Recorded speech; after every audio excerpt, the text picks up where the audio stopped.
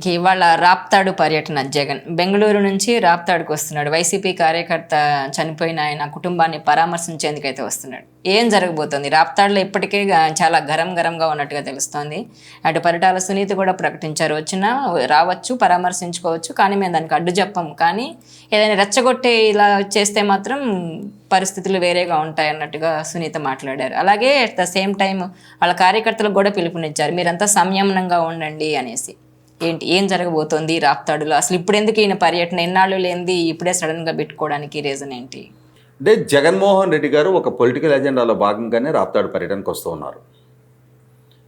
అసలు కాన్స్పిరసీ ఏంటి అంటే 2019 ఎన్నికల్లో ఆయనకి బలగంగా రాయలసీమ అండగా నిలబడింది. 52 స్థానాలను రాయలసీమలో 49 స్థానాలు ఆయనకి దక్కాయి.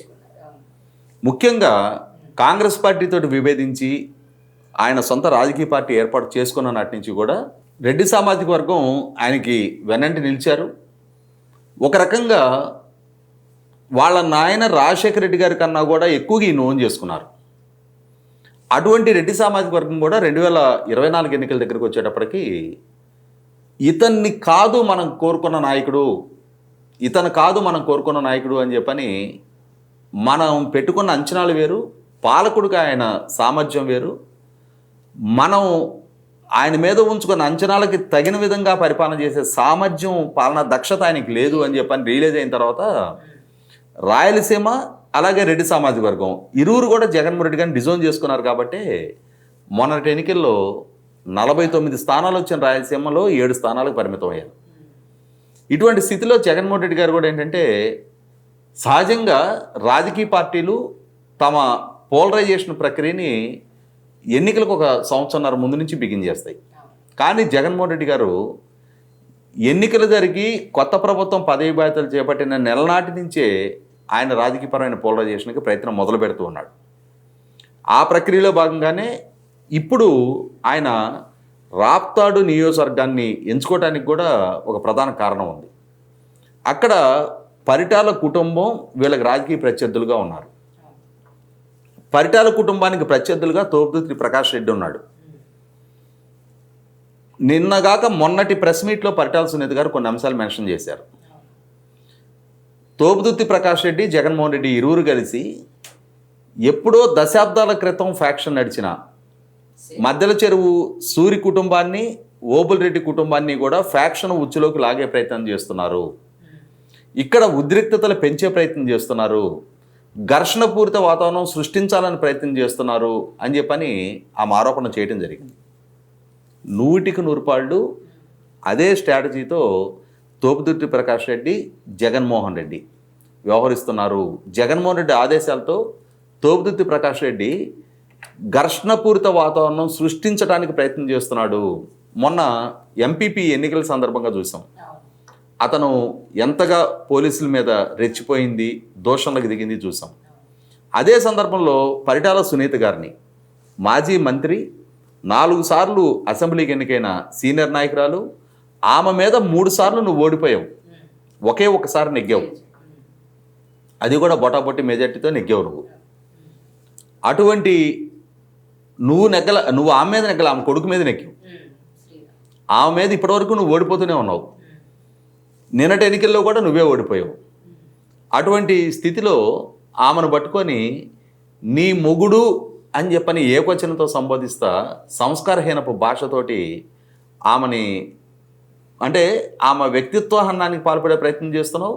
అదే సందర్భంలో ఆమె శ్రేణుల్ని రెచ్చగొట్టడానికి ప్రయత్నం చేస్తూ ఉన్నావు. ఎందుకు? 100కి 100 అక్కడ ఫ్యాక్షన్ వాతావరణాన్ని తిరిగి సృష్టించాలి అనే లక్ష్యంతో, అలా సృష్టించడం ద్వారా పరిటాల వర్సెస్ రెడ్డి అనే ఒక వాతావరణం సృష్టింపబడాలి. ఒక్క రాప్తాడులో కనుక అటువంటి వాతావరణం సృష్టింపబడితే అది మొత్తం రాయలసీమకి దాన్ని విస్తరించి ఒక ఎమోషనల్ ఇష్యూగా కమ్మ వర్సెస్ రెడ్డిగా దాన్ని చిత్రీకరించడానికి ఆస్కారం ఉంటుంది. మొన్న ఫాస్టర్ ప్రవీణ్ మరణం సంభవించిన తర్వాత కోస్తా ప్రాంతంలో మత ఘర్షణలు సృష్టించే ప్రయత్నం చేశారు. వైసీపీ ద్వారా ఇవ్వబడిన ఎజెండాలో భాగంగా వైసీపీ నాయకత్వంతో క్లోజ్ అసోసియేషన్ ఉన్న కొంతమంది ఫాస్టర్లు రోడ్డెక్కి ఏ విధమైన విద్వేష ప్రసంగాలు చేశారో చూసాం మనం. జరిగిన మరణాన్ని వక్రీకరిస్తూ దాని నుంచి ప్రభుత్వానికి దురుద్దేశాలు ఆపాదిస్తూ సమాజంలో మత ఘర్షణలు చెలరేగటానికి కారకమైన ప్రసంగాలు వాళ్ళ వైపు నుంచి చేయడం జరిగింది.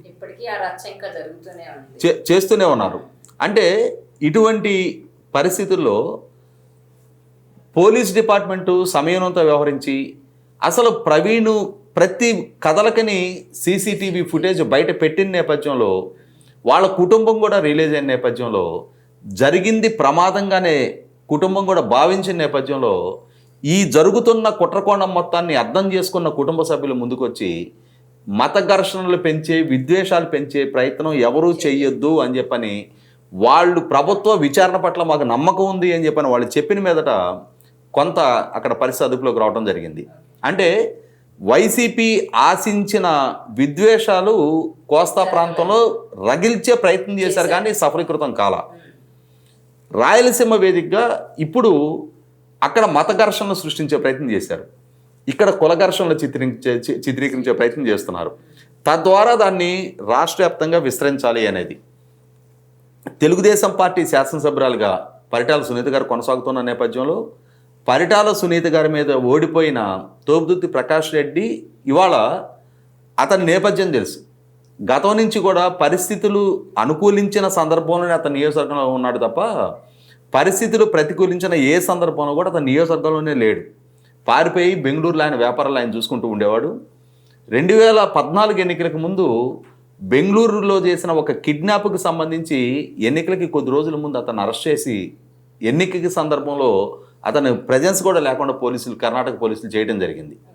అటువంటి తోపుదుర్తి ప్రకాష్ రెడ్డి ఇవాళ ఇంత బాహాటంగా రెచ్చగొట్టే ప్రయత్నాలు చేస్తున్నాడు. ఎక్కడెక్కడ నుంచి అంటే రాప్తాడు నియోజకవర్గంలో వైసీపీ శ్రేణులను మొహరింపజేసి ఉద్రిక్తతలు సృష్టించే ప్రయత్నం చేస్తున్న తీరు చూస్తే జగన్మోహన్ రెడ్డి గారు ఇవాళ హెలికాప్టర్లో రాప్తాడు వస్తున్నాడు. కానీ అదే జగన్మోహన్ రెడ్డి గారికి వాళ్ళ చిన్నాయన మరణం సంభవిస్తే హెలికాప్టర్ దొరకలా పులివెందులు వెళ్ళటానికి. ఆ రోజు తన సొంత చిన్నాన్న వాళ్ళ నాయనగారి తమ్ముడు దారుణంగా హత్య గావించబడితే ఈయన లీడర్ ఆఫ్ ద అపోజిషన్ హోదాలో ఉన్నారు. తన కుటుంబంలో జరిగిన హత్య నేపథ్యంలో తన చిన్నాన్నని వాళ్ళ కుటుంబ సభ్యుల్ని పరామర్శించడానికి ఆయన భౌతికాయానికి నివాళులు అర్పించడానికి మాత్రం హెలికాప్టర్ దొరకలా. కానీ ఇప్పుడు పిన్నెల్లి రామకృష్ణారెడ్డిని నెల్లూరు జైల్లో పరామర్శించడానికి హెలికాప్టర్లో ప్రయాణం చేస్తున్నాడు. వల్లభనేని వంశీని పరామర్శించడానికి హెలికాప్టర్లో ప్రయాణం చేస్తున్నాడు. ఇవాళ కురుబ లింగమయ్య అతను కుటుంబాన్ని పరామర్శించడానికి హెలికాప్టర్లో వస్తూ ఉన్నాడు. అంటే ఇక్కడ ఉద్దేశపూర్వకంగా జగన్మోహన్ రెడ్డి ఎజెండా ఏంటనేది చాలా స్పష్టంగా అర్థమవుతూ ఉంది. రాష్ట్రంలో శాంతి భద్రతల సమస్య సృష్టించడం ద్వారా ప్రభుత్వాన్ని అస్థిరపరచాలి, అలాగే తన నుంచి దూరం జరిగిన వర్గాలని మళ్ళీ తిరిగి తనకు చేరువ చేసుకోవడానికి ఈ విధమైన వ్యూహాలు ఎంచుకుంటున్నట్టుగా మనకు అర్థమవుతూ ఉంది.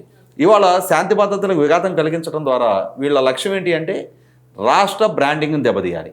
రాష్ట్ర ప్రభుత్వం అభివృద్ధిని సంక్షేమాన్ని సమపాళలో కొనసాగిస్తూ ఈ 9 నెలల కాలంలోనే 6-7 లక్షల కోట్ల రూపాయల పారిశ్రామిక ఒప్పందాలు చేసుకున్న నేపథ్యంలో రాష్ట్ర రాజధాని నిర్మాణము, పోలవరం ప్రాజెక్టు, ఇరిగేషన్ ప్రాజెక్టుల నిర్మాణాలకి అధిక కేటాయింపులు చేసి ఆ పనులు వేగం పుంజుకుంటున్న నేపథ్యంలో అభివృద్ధి సంక్షేమం కనుక సమపాళలో కొనసాగిన పక్షంలో యువతకి వాళ్ళు చేసిన వాగ్దానానికి అనుగుణంగా 20 లక్షల ఉద్యోగ కల్పనే కానీ జరిగిన పక్షంలో శాశ్వతంగా వైసీపీకి రాజకీయ అవకాశాలు ఆ ద్వారాలు మూసుకుపోతాయి. కాబట్టి ఎట్టి పరిస్థితుల్లో ఆ కళ సాకారం అంటే ఆ విధమైన ప్రణాళిక సాకారం కాకుండా ఉండాలి అని అంటే విద్వేష వాతావరణం సృష్టించాలి, శాంతి భద్రతల సమస్యలు సృష్టించాలి, రాష్ట్రంలో పాలనని అస్థిరపరచాలి, రాష్ట్ర బ్రాండింగ్ దెబ్బతీయాలి. తద్వారా రాష్ట్రానికి పెట్టుబడులు రాకున్నా పర్వాలా, జగన్మోహన్ రెడ్డి గారి పొలిటికల్ ఎజెండా మాత్రం అమలు జరిగి తీరాలి అని చెప్పని ఒక విద్వేషపరమైన ఎజెండాతో ఆయన నడుస్తున్నప్పుడు ప్రభుత్వం చాలా వేగంగా స్పందించాలి. ఇంటెలిజెన్స్ డిపార్ట్మెంటు ఈ వెనక జరుగుతున్న కుట్రకోణాలని ఎప్పటికప్పుడు ఐడెంటిఫై చేసి దానికి అనుగుణంగా చర్యలు తీసుకోవాలి. ఎవరెవరు ఈ విద్రోహాలకు పాల్పడుతున్నారు అనేది ఐడెంటిఫై చేసి జుట్టు పట్టుకొని లాక్కెళ్ళి లాకప్లో పడేస్తే తప్ప ఇదే విధమైన విద్వేషాలను కనుక కొనసాగించినప్పుడు రాజకీయపరమైన మొహోటాలతోటి భావ ప్రకటన స్వేచ్ఛ ముసుగులో ఏ విద్వేషాన్నైనా మేము పెంచి పోషిస్తామనుకునే ఇటువంటి వ్యక్తుల కుయుక్తులు మాత్రం కట్టడి చేస్తే రాసిన పోలీస్ డిపార్ట్మెంటు ఉదాసీనత ప్రదర్శిస్తే కోట్ల మంది ప్రజల భవిష్యత్తు పణంగా పెట్టబడుతుంది. ఈ వీడియో మీకు నచ్చినట్లయితే please share, like and subscribe R24 Telugu.